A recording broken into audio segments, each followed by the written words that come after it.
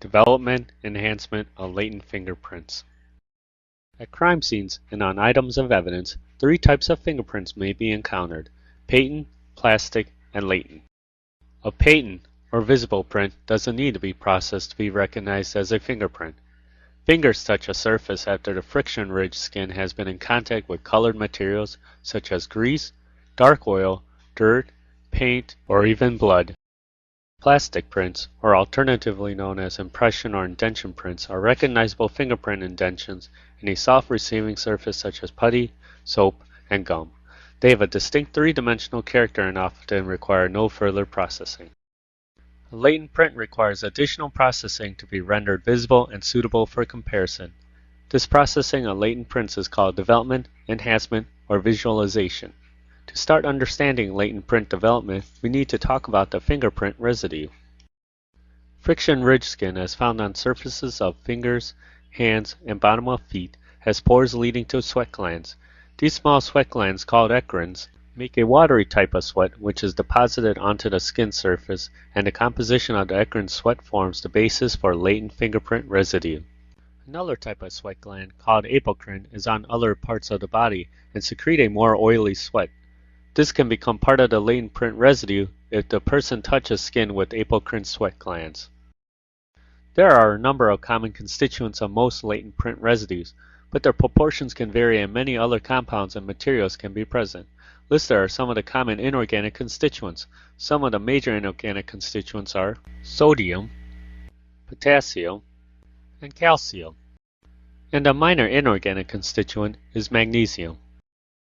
These are some of the common organic constituents. Major amino acids present in sweat and latent print residues are alanine, aspartic acid, glycine, ornithine, and serine. Some of the major lipids that are present in sweat and latent print residues are fatty acids and triglycerides. One of the most difficult aspects of fingerprint examination is the location of latent prints. The reflected ultraviolet imaging system RUVIS can locate prints on most non-absorbent surfaces. RUVIS aims UV light at the surface suspected of containing prints. When the UV light strikes the fingerprint, the light is reflected back to the viewer, differentiating the print from its background surface. Once a print is located, the print can be developed in the most appropriate fashion.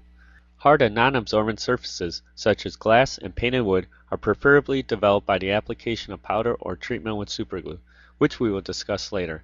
Classically, physical methods do not involve any chemicals or reactions. They work by applying fine particles to the fingerprint residue, where it adheres preferentially to the fatty components of the residue, creating contrast between the ridge and the surface. The most well-known method is powder dusting with inorganic powders that come in a variety of colors using a camel's hair or fiberglass fingerprint brush. The resulting visible print is then lifted using transparent lifting tape and mounted on a backing with a color maximally contrasting to that of the powder. A variant of the simple brush and powder combination is the magnetic brush. The original commercial version is the Magna brush, which is not a real brush but a retractable magnet. The magnetic brush uses special magnetic powder that adheres to the fatty components of the print residue.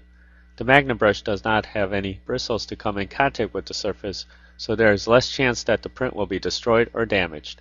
Latent prints on soft and porous surfaces such as papers, cardboard, and cloth generally require treatment with one or more chemicals.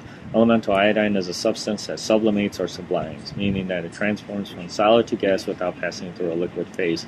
Though iodine fuming is placed under the chemical methods category of latent print development, it doesn't react with any of the components in the residue. It is thought to interact with lipid components in the residue and get trapped in the residue.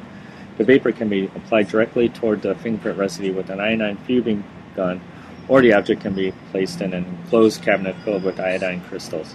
Resulting iodine prints are not permanent and begin to fade once fuming process is stopped. Therefore, photographs of the prints must be taken immediately upon development in order to retain a permanent copy. Also, iodine-developed prints can be fixed with a 1% starch solution or a 7,8-benzoflavone or a naphtoflavone solution.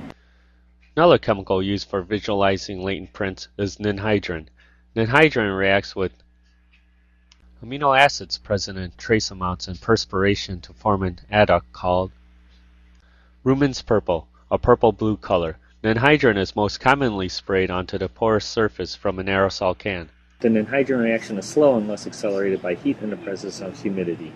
Anhydride analogs have been used to develop new chemical methods. DFO is an anhydride analog that visualizes latent prints on porous materials when exposed to an alternate light source, and shown to develop 2.5 times more latent prints on paper than anhydride.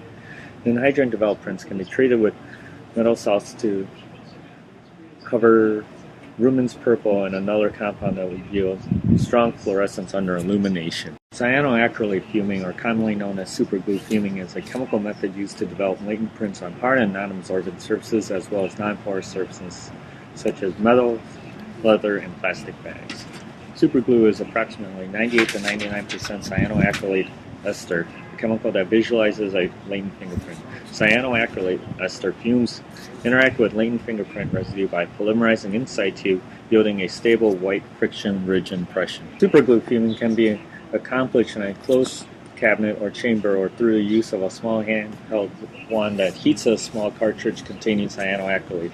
Though superglue fuming can be accomplished without any acceleration, it is very slow. Therefore, a strong alkali or heat is used to accelerate fuming. The process also requires a certain level of relative humidity, and a moisture source is always placed in fuming chambers. The last chemical method we will discuss is physical developer. Physical developer is a silver nitrate-based liquid reagent.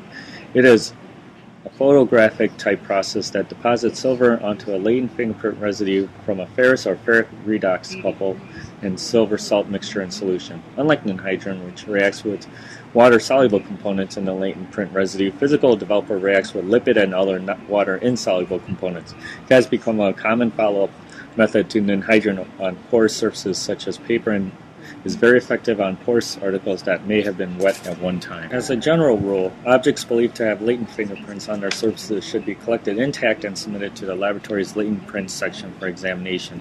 If collection of the object or surface is impossible or impractical, investigators must consider applying latent development techniques at the scene.